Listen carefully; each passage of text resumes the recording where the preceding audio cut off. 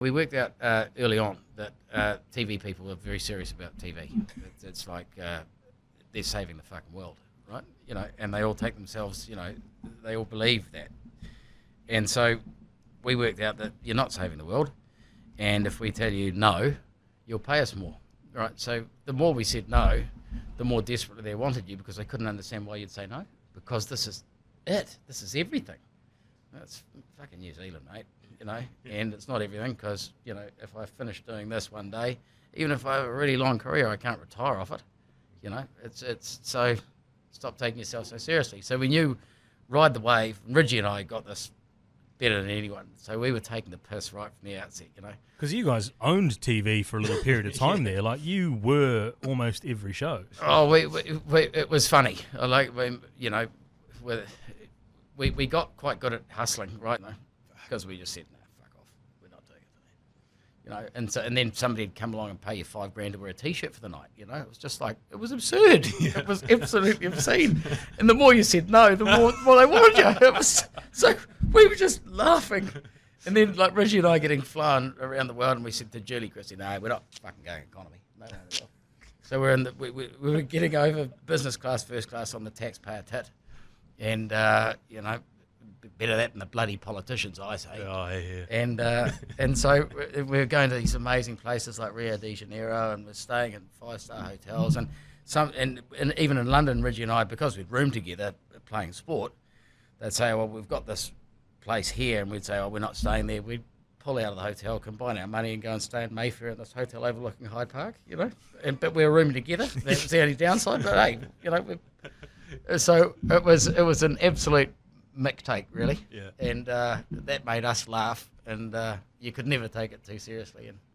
And the best joke was always on yourself, so that's where we laughed the most. I love the thought of you and Richie saying, yeah, just keep saying no. They're just going to keep giving us fucking shit. Yeah, well, no. Reggie's streetwise, man. You can't kill him. He will always survive. And he worked it out, and so he got a bad reputation. There were some directors who wouldn't work with us because he'd say, oh, for fuck's sake, what's taking so long? What's going on, you pricks? And they're having to set up cameras and, do things and film it 2 or 3 times. He's like, I'm out of here. And he'd take off. He'd drive off. He'd actually drive and say, well, it's in the can. That take's fine. And he'd never do 2 or 3 takes. And so, Wow. And I'm just going, oh, yeah, buddy, tell him you're exactly right, mate. This guy's taking the piss. He's trying to get bloody Judy to pay him a full day instead of a half day, And so they wind Richie up, and then he'd explode, and then I'd say, look, he's an asshole to the crew, So Play both sides. yeah, it was so much fun. So in that case, the walkout for the Game of Two Halves episode with him and Sally, Yeah. with the haircut and the teeth, was that legit? Because that's one of the. Oh no, he just said, he actually doesn't care. He always said, who gives a fuck what they say? And I said, I give a fuck what they all say, And so that was our key difference, was he didn't care about what anyone thought. I cared about what everyone thought, And so that worked quite nicely together. But he's a survivor. He's confident in his own skin, and he got pissed off. So he said, oh, fuck you, I'm out of here. Because He that's just walked off. For anyone not familiar with it, it's a clip of Matthew and his then wife Sally, and his response to an answer wasn't particularly articulate. No, it wasn't. And it was just after he'd had his teeth done, because he was an ugly guy until he did his teeth, and then he became quite a handsome man. Did he actually have the teeth done? Because that's. Oh, he had the pegs. He had the little sticks, and he got the beautiful, American veneers. First guy in the world, pretty much. Unbelievable. Even while he was playing. And they were as wide as that bloody wall and perfect, But beforehand, he looked like, a gremlin when he gets wet.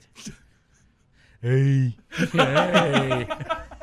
And then Toddy's got the big mullet too. I mean, It's good TV. We'll have to bring that clip out because it's one of the greatest. Play it again, Tony. Play it again. I think we will. So as you're getting this TV stardom and you're getting whatever you want, how did that? Had you retired at this point, or did that force an early retirement? How well you're doing TV-wise? Yeah, it certainly didn't make it any more difficult, because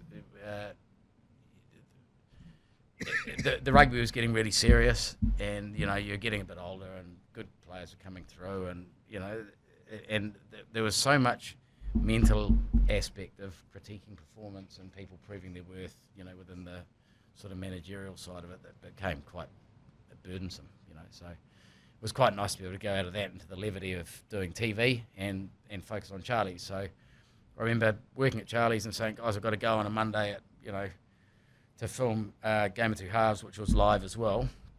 So it filmed live, and there might be a quick edit, but we filmed it literally, and it's a half-hour show. It took 45 minutes, taking off for lunch, and then coming back to work in the afternoon.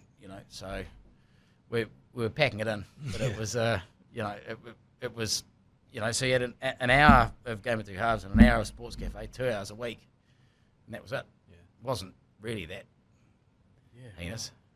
Was there a time when the Mark and Matthew train ended? Like Shay said, you guys dominated every show, and then was there one that didn't work, or how did that? Did you just decide you weren't going to do it anymore? I think the last one we did was like a Rocky Road thing, and they went all right. But you do get the powers that be at TVNZ saying, oh, no, we think it should be on a Sunday night, or no, on a Friday night at 8:30. It's like, mate, our guys are out having a few beers on a Friday night at 8:30, you dick. How can you possibly actually table that as a serious suggestion? Yeah.